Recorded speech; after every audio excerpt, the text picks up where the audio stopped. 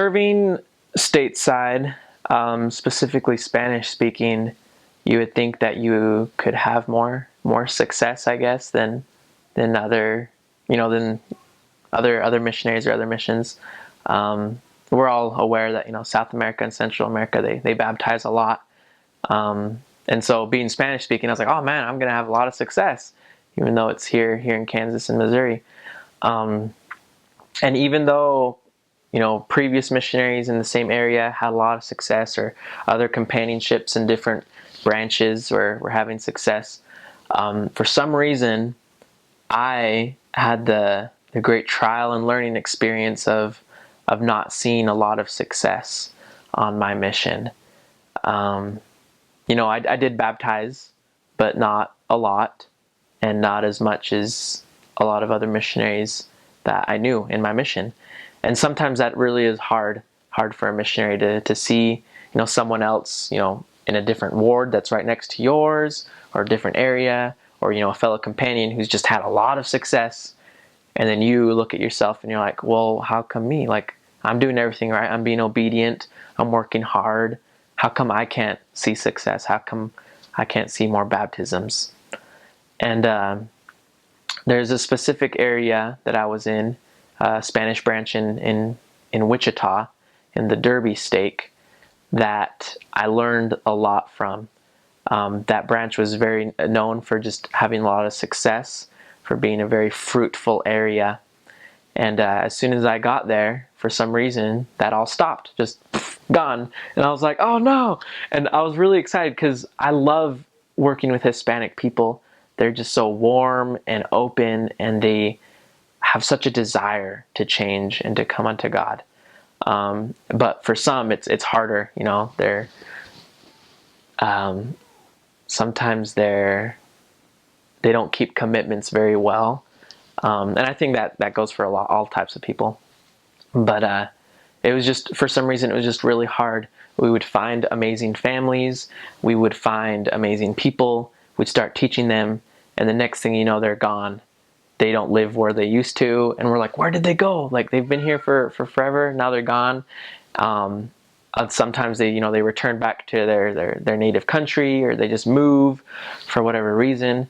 And it was just really hard finding all these people. They start progressing. Some of them start coming to church, and then they just fall off the map, or just something else happens, and it just was really, really hard. I was there for, I think, a little over 9 months, and just month after month, like, we would start teaching more, we would start seeing more people progressing, but then nothing ever came of it.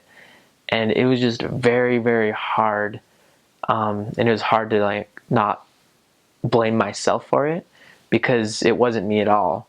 I was doing everything I was supposed to.